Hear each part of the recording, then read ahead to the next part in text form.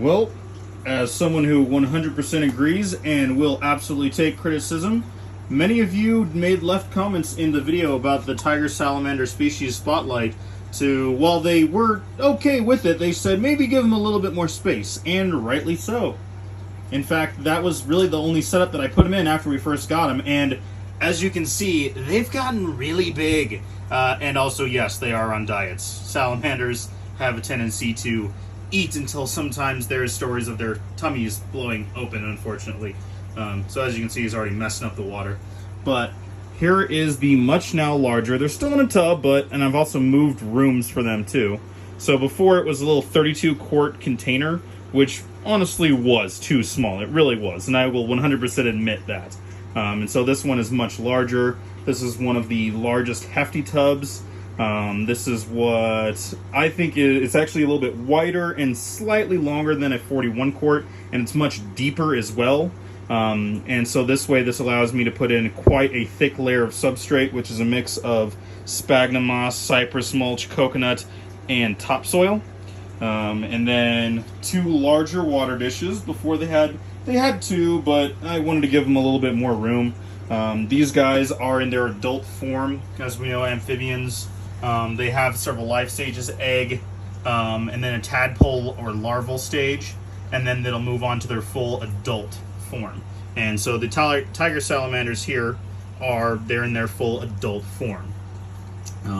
Their larval stage is often called a water dog, and unfortunately both water dogs and these guys, although usually much smaller than that, you are just going to wreck all of the water, aren't you? And just make me look like a horrible owner, aren't you? But they will unfortunately use them for fishing bait kind of everywhere where they're found, which is basically almost all across the United States. But anyway, so talking a little bit more about this. So still utilizing their hides because they do like to do that. These guys are what are a type of mole salamander. So as the name implies, they like to bury down and just kind of bury underneath stuff, which is, hey, where are you going? Where are you going? Get back in there. You stay over there. And bury down under the ground and wait for the rain, and then they'll come up and look for food, as well as they like to bury down and look through insects and earthworms in here, which, by the way, I've 100% thrown a few earthworms into here for them to dig around and look for enrichment, because why not, right? Got another little fun addition recently, and so I got a bunch of worms to feed to Renoir, these guys, and the new addition. As you can see, he's trying to get out. Hi there. What you doing, silly boy? Not really sure if it's a boy or not, but that's just silly boy. Boop. But anyway, still the nice thick layer of substrate. Got some earthworms in here. They still get crickets and small amounts of dubias. I don't really give them super worms or mealworms all that often. It's usually just those 2, and then earthworms is really what I give these guys. So there's the hides, like I mentioned before. Sorry, those are probably a little jarring. We cut down a tree to make room for something in our backyard. So took some of the newly cut down limbs, dried them out, baked them in the oven for a long period of time to, theoretically get rid of all the nice bacteria, and throw them in there too for a little bit more slightly naturalistic, although not terribly naturalistic considering, there's maple leaves and ivy leaves and what is probably some sort of lily pad or something that doesn't really all go together too well. But that's all I just really want to do and say, here's a little, enclosure upgrade as per usual, to where they honestly outgrew their old enclosure, and I honestly just dragged my feet on replacing it and upgrading them anyway. But as some of you rightly so pointed out, and nicely as well, which I do thank you for, because I already feel terrible enough as is. Sometimes I think I'm not doing the best job for keeping when I learn new things, or things are brought to light that we didn't always think. But there he is. He's just having a good old time. This little one, he's not really moving nearly as much. He was not happy when I moved him out of there. But just wanted to show off a little bit more and just say, hey, sometimes I make mistakes, just like everything. I'm not an expert. I'm not anything. I'm just a dude who kind of likes them. And these guys are pretty easy to care for. Their care was perfectly fine before, just they really did need some more space. And so now they have it. In addition to that, because we have started to expand the snake room into the other part of the basement, these guys have now, since there he goes. have now moved up into what is the gecko room. As you can see, I'm still doing some construction. You can see like the drill back there. Where are you going, little one? Where are you going?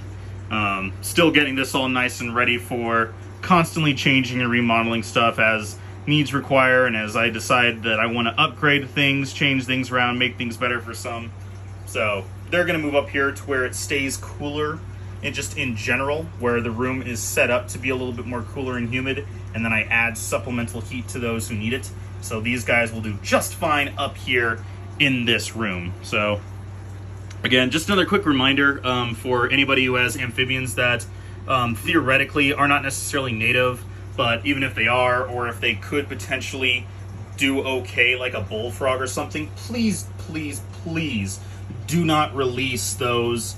Even if you catch them in one place, don't release them in anywhere else. If you find them, cool, just put them right back where you found them, because these guys, all amphibians in general, are highly susceptible to a lot of fungus and a lot of bacteria, and one specifically that is very prominent kind of all over the world at this point, and that is chytrid fungus, that is just wiping out populations of wild and domestic amphibians all over the world. So these guys had already been mixed in with like some African clawed frogs, and which is why I can't just release them back. I can't just put them back. So they've already been introduced to some other amphibian. They could have been introduced to chytrid, although they've been around since last year, so if they had chytrid, they'd be gone. But you know, you can't just release them back just because you're thinking you're trying to do the best thing. Sometimes, unfortunately, this is what has to happen. As well as, you know, sometimes they end up going back into a place where they're not natively found, and they can throw off an entire little ecosystem because they weren't found there. Even if they're found in that area, they may not ever have been in that little ecosystem, and you can throw it off whack. So that's all, just my quick little PSA for everybody. Apologize for getting a little ranty and on my soapbox a little bit, but you got to do what you got to do, right? Like I said, I'm not an expert, but I do know a few things. I'll admit when I'm wrong, but in this case, you know, just please, please, please do not release your amphibians of any sort, bullfrog, African clawed frog, salamanders, whatever may have you. Please don't release them back into the wild.